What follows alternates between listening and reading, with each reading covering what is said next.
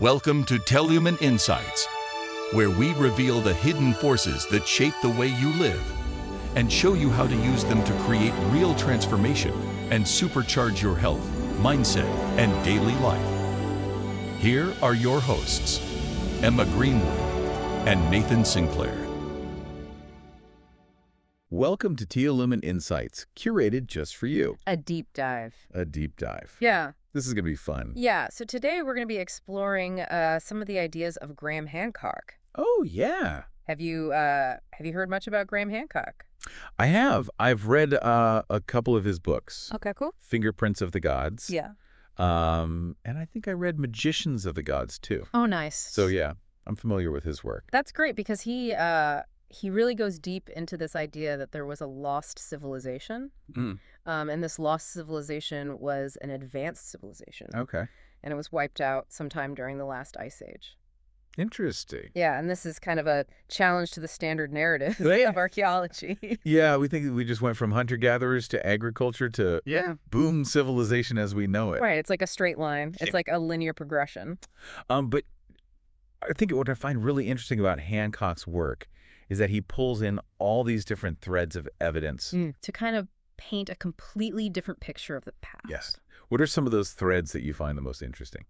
So he uses archaeology, of course, but then he's also pulling in geology and mythology. Oh, wow. Even astronomy to kind of build this this different narrative.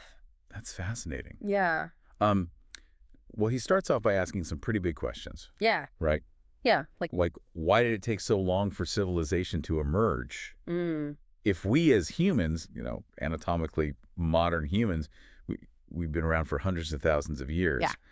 But civilization as we know it is like a really recent blip on the radar. Yeah, it kind of just appears suddenly Right. 6,000 years ago. Similar to the Indus Valley. Yeah, and it just kind of pops up. Yeah, and that's one of the things that he really focuses on is like why this sudden leap forward. Right. He says, the standard timeline, it doesn't really account for the complexity and sophistication that we see in these early civilizations. Well, you think about there's a 5,000-year-old seal. Oh, wow. From the Indus Valley, and it depicts this figure in a complex yoga pose. Okay. And you think, well, if yoga was that advanced back then, how long had it really been practiced? Right. It's got to go back even further. Yeah. It's not just like they invented it 5,000 years ago and suddenly they're in these complex poses. Yeah. So it makes you wonder if there's like a deeper, older tradition at play. Absolutely. And it's not just like the technology or the practices, but it's also the ideas. Yes. Like Hancock, he points to all these myths and spiritual beliefs that are shared across cultures. Right. That are separated by vast distances and huge amounts of time. Like what kind of myths are we talking about? Like the concept of an afterlife. Okay. Or the idea that the Milky Way is the path of souls. Okay. A sort of celestial highway. Interesting. For the spirits of the departed. So he's saying these shared ideas hint at like a common source. Right. Maybe a lost civilization that disseminated knowledge and beliefs. And then later cultures, they inherit this. Yeah. Yeah. And adapt it. Like a cultural echo rippling through time. I like that. Yeah. So is he talking about Atlantis? Like, is that what he means? That's a good question. Some lost city? He doesn't actually pinpoint. Okay. Like a specific location for this lost civilization. Yeah. But he does point to a site that he thinks is really compelling evidence, and that's Göbekli Tepe. Göbekli Tepe in Turkey. In Turkey. Yeah. Part of that. It's been called the most important archaeological discovery of our time. Really? Why is that? So picture this. Imagine these massive stone pillars arranged in circles. Okay. Some of them have all these intricate carvings of animals and abstract symbols. Now imagine this site dating back 11,600 years. 11,600 years. Yeah. That makes it the oldest known megalithic site in the world. It predates places like Stonehenge by thousands of years. That's mind-boggling. Right. Because we think of like, we humans back then. Hunter-gatherers. Just transitioning to agriculture. Right. How could they build something so complex, so monumental? That's the question. Yeah. That's the question that's baffled archaeologists since Göbekli Tepe was discovered. It was built by hunter-gatherers before agriculture appeared. Before agriculture. But here's the thing. Agriculture emerges in that area shortly after Göbekli Tepe is deliberately buried. So it's almost like Göbekli Tepe triggered something, like a shift. A shift, yeah. In human behavior and social organization. Exactly. Right. And Hancock sees this as evidence for a much older and more sophisticated culture than we tend to give credit for. Then mainstream archaeology will acknowledge. Yeah, and he connects Göbekli Tepe to this thing called the Tas civilization. The Tas civilization. Yeah, which he believes appeared at the start of this climate event called the Younger Dryas. The Younger Dryas. Yeah, are you familiar with the Younger Dryas? I am. Okay, so for our listeners who might not be, Yeah. it was a very sudden, dramatic shift back into Ice Age conditions about 12,800 years ago. Right. So the planet had been warming up, and Yeah. then suddenly, boom. Deep freeze back into the Ice Age. Yeah, that had a huge impact. On everything. What? Widespread extinctions. Yeah. It would Yeah. have disrupted human societies big time. So one theory for what caused this is the Younger Dryas impact hypothesis. Right. Okay, so let's unpack this. Okay. What is the impact hypothesis? So it suggests that multiple fragments of a comet, A comet? hit the Earth Okay. around 12,800 years ago. Okay. And that's what triggered the Younger Dryas. Okay. And there's actually some evidence. Oh, really? Like what? Well, they found these things called nanodiamonds. Nanodiamonds. Yeah, tiny little diamonds. Okay. Melted quartz. Yeah. And these tiny carbon spheres. In a layer. Yeah, in a distinct layer across the globe. And it's all dated. To that time period. So are we talking like a dinosaur killer kind of impact? Well, maybe not on that scale. Oh, okay. But the evidence for an impact is pretty strong. Yeah, it's pretty hard to explain nanodiamonds. Right. They're only formed under immense pressure. Like you'd get from a massive impact. Exactly. What would the impact of these comet fragments have been? Oh, it would have been devastating. We- Widespread wildfires. Oh, wow. Mega tsunamis. Oh, my A God. sudden plunge in global temperatures. So you're saying that this event Yeah. could have wiped out entire civilizations, Possibly. including this hypothetical Ice Age civilization Possibly. that Hancock's talking about? Yeah. Remember Abu Huraira? Uh, The settlement near Göbekli Tepe? oh, It was completely obliterated around that time, 12,800 years ago. right at the Younger Dryas. So the impact hypothesis suggests that that site, Okay. and probably many others, Were just destroyed. wiped out. Maybe the survivors. Scattered. Yeah, and they took their knowledge and their memories with them. And that kind of fits in with Hancock's idea of this lost civilization transmitting knowledge Yeah. to later cultures. Yeah. That's a fascinating thought. Yeah. A little unsettling, but A fascinating. little bit, yeah. Okay, so let's move on to another piece of this puzzle that Hancock presents. Okay. He talks about these ancient maps Mm-hmm.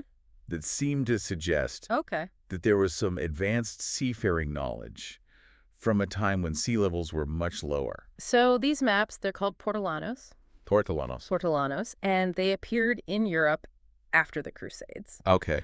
And they're remarkably accurate. How accurate? Some of them even depict Antarctica, Antarctica? an Ice Age era world. So are we talking about maps that are depicting continents Yeah, that weren't, quote unquote, discovered right, until much later? exactly. So they must have been based on older maps, That's what he thinks. older source maps that are now lost. Lost, yeah. Wow. From a time when the world looked very different.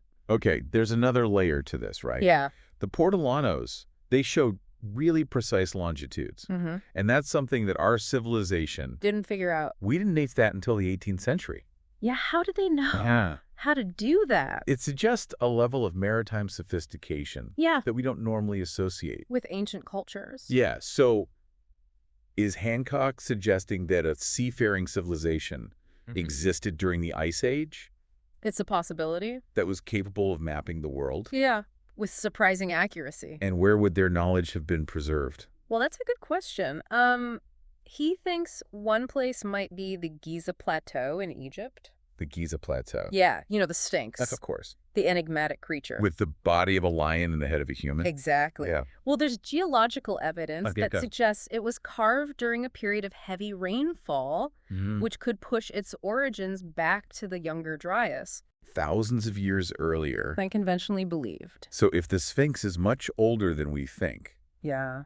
what does that mean for Egyptian history? Well, it challenges the standard timeline Mm-hmm. and raises the possibility of a much deeper, older tradition Right. at work. And it's not just the Sphinx. Yep. The 3 Great Pyramids on the Giza Plateau, they're arranged like the stars of Orion's belt. I've heard that. Yeah. But what's so significant about that? Well, the alignment is perfect, not as Orion's belt looked 4,500 years ago when the pyramids are traditionally dated, Right. but as it looked around 10,500 BC. During the Younger Dryas? During the Younger Dryas. The pyramids are aligned to the stars as they appeared thousands of years. Before they were supposedly built. How is that possible? Well, to understand that, we need to talk about this thing called precession. Precession. So imagine the Earth spinning like a top. Okay. Over very long periods, the Earth's axis wobbles. It wobbles. Yeah. Slightly. Causing the position of the stars to shift. So it's not that the stars are moving. Right. It's that our perspective It's our perspective from Earth. is changing. Exactly. And it takes about 26,000 years 26,000 years. for the Earth's axis to complete one full wobble. Okay. So because of this wobble, the position of Orion's belt would have been different In the past. in the distant past. So the alignment of the pyramids, Suggests they were built with this knowledge of precession. a level of astronomical understanding Yeah. that we wouldn't expect from a civilization supposedly just emerging. From a primitive state. So are you saying that the Egyptians might have inherited this knowledge That's one from possibility. an earlier, more advanced culture? He thinks the pyramids may have been built upon much older platforms. Honoring a site Honoring a site, yeah. already sacred for millennia? For millennia, yeah. The pyramids might be like a message Encoded in stone. aligned with the cosmos, Yeah. pointing back to this lost civilization. It's pretty mind-blowing when you think about it. It is. Now, before we dive deeper into this and Yeah. explore another fascinating aspect of Hancock's theory, Okay. the role of shamanism in the development of human consciousness. Ooh, that sounds interesting.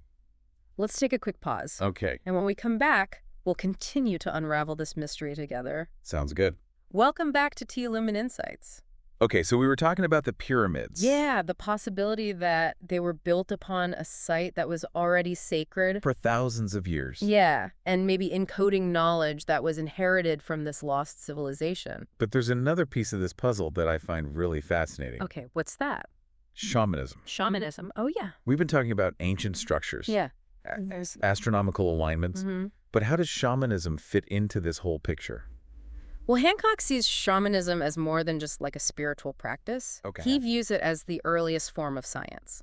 Yeah, like driven by observation, experimentation, and a deep connection to the natural world. Okay. He points to like the Amazonian shamans and their knowledge of plants, Uh-huh. particularly their discovery of ayahuasca. Ayahuasca, that's that potent psychedelic brew Right. that can induce these like really profound altered states of consciousness Exactly. And to create ayahuasca, shamans had to isolate specific plants. with psychoactive properties. Yeah, and combine them in precise ways. Okay, so it wasn't just like random experimentation. It was sophisticated. They had a deep understanding. Of botany. They were keen observers. And they were willing to explore the unknown. So through trial and error, Hmm. through this careful observation of the natural world, they developed this really sophisticated understanding of plants and their effects. Exactly. It's amazing to think about the depth of knowledge Right. that they must have accumulated over generation It challenges our modern assumptions. about what constitutes science. Right. Yeah. It's not just ayahuasca either. Shamans across cultures have developed all sorts of practices for healing. Divination connecting with the spirit world. So they were like the healers, the psychologists, the spiritual guides. Exactly. They bridge the gap between the physical and the metaphysical. Okay, so how does this connect to Hancock's theory of a lost civilization? He argues that these altered states of consciousness, Mhm. which are often induced through shamanic practices, Okay. might have actually played a crucial role in the development of human consciousness itself. Okay. He suggests that early humans, through these experiences, might have tapped into a deeper well of knowledge, Hmm. a source of insight and creativity that helped shape their understanding of the world. What if these altered states allowed them to access information or perspectives that are normally hidden That's what he's saying. from our everyday awareness? Yeah. Could this explain this seemingly sudden leap in human development It's a possibility. with the emergence of civilization? That's precisely what he's suggesting. Now, I know that his ideas have been met with a lot of skepticism Oh, yeah. from the scientific community. They say he's too speculative. Yeah, relying on myths and ancient maps. And Astronomical alignment. it's like a classic clash Yeah. between different ways of knowing. Between the scientific emphasis on empirical evidence Yeah. and a more intuitive or symbolic understanding of the world. Hancock is not a trained archaeologist. Right. He's a journalist. He's an author. And some critics use that to dismiss his work. But he's spent decades researching these topics. He has. Traveling the world, consulting with experts. In various fields, yeah. And he presents his arguments in a way that is both engaging and thought-provoking. Absolutely. Now, I know some archaeologists argue that the evidence can be explained within the existing framework of human history. Right. They don't need a lost civilization. They say we have all the pieces. Yeah, to explain what we see. Yeah. And I'm not saying that Hancock is right or wrong. Yeah. But I do think it's important to consider all of the possibilities. I agree. And some of his interpretations are definitely more speculative Yeah. than others. For example, his emphasis on the potential role of psychedelics in the development of consciousness is a fascinating idea. Yeah. But it's really hard to prove with the evidence we have. It's one of those things that sparks our curiosity. Yeah. Invites us to consider alternative possibilities. Even if we can't definitively say one way or the other. And I think that's what Hancock is really trying to do. Yeah. He's asking us to be open-minded. To question what we think we know. To consider the possibility that our history might be far more complex and mysterious than we've been led to believe. He's reminding us that knowledge isn't static. It's constantly evolving. What we consider true today might be overturned by new discoveries tomorrow. That's what makes history so fascinating. It's an ongoing process of discovery, interpretation, and reinterpretation. And Hancock's challenging us to be active participants in that process. Exactly. So if we step back and look at his work as a whole, what are some of the key takeaways? Well, one is the importance of challenging the status quo. Not being afraid to question conventional wisdom. Absolutely. Another is the value of looking beyond the traditional boundaries of academic disciplines. Yeah, bringing together different perspectives and sources of knowledge. To create a more holistic understanding of the past. Right. He's encouraging us to be intellectually curious. To be willing to explore unfamiliar territory. To embrace the mystery that surrounds us. Yeah. And maybe in doing so, we might uncover something truly extraordinary. Now, before we delve further into the implications of these ideas and explore some potential avenues for future research, let's pause for a moment to gather our thoughts. Okay, sounds good. When we return, we'll wrap up our deep dive into Graham Hancock's fascinating and controversial work. It's been quite a journey. Welcome back to Teolumen Insights. We've been on quite a journey exploring Graham Hancock's ideas. Yeah, it's been a real deep dive. Challenging our assumptions about human history. And the nature of knowledge itself. You know what strikes me most about his work? What's that? His curiosity. He's not afraid to ask the big questions. Yeah, even if the answers are elusive. He's like reminding us that the pursuit of knowledge, it's not about having all the answers. It's about the journey. It's about the journey, the joy of discovery. The willingness to embrace the unknown. It's about that childlike sense of wonder. That we often lose as we get older. That feeling of awe and amazement. Yeah. When we encounter something that just challenges our whole understanding of the world. Like Hancock's work is an invitation. Yeah. To look at the world with fresh eyes. To see the mystery hidden in plain sight. To connect with that deep history that surrounds us. And to remember that we are part of something much larger than ourselves. This vast, interconnected web. Of life. Of consciousness. That extends far beyond our current understanding. Absolutely. So where do we go from here? That's the question. What are some avenues for future research? Well, we could delve deeper into the archaeological sites. Like Göbekli Tepe. Göbekli Tepe, the Giza Plateau. More excavations. Maybe they'll reveal evidence that supports his theories. Or challenges them. Right. Either way, it would be fascinating. What about the Younger Dryas impact hypothesis? Yeah. Are there more impact proxies? Waiting to be discovered. Can we pinpoint the location of those impact sites? I'm fascinated by those ancient maps, the Portolanos. Me too. Could we find more of them? Maybe even find some of the source maps Imagine the knowledge. that could be hidden in those lost archives. Yeah, and the study of shamanism. Oh, yeah. It offers another rich vein for exploration. How can we study those ancient practices? In a way that respects their traditions. But also gleaning valuable insights. It's a delicate balance. Yeah. But we need to recognize the wisdom embedded in these traditions. Indigenous cultures. Yeah, they hold a wealth of knowledge About nature consciousness healing. that we're only just beginning to rediscover. Hancock's work encourages us to embrace a more holistic view of knowledge. One that encompasses the scientific, the spiritual, the intuitive. So as we wrap up this deep dive into Graham Hancock's ideas, what's one thought you'd like to leave our listeners with? Don't be afraid to question. Don't be afraid to explore. Don't be afraid to wonder. The world is full of mysteries. And the journey to uncover them Is just as rewarding as the answers themselves. Beautifully said. And if the pyramids are a message encoded in stone and aligned with the cosmos, what other messages might be waiting to be deciphered in the world around us? This has been Teolumen Insights, designed just for you.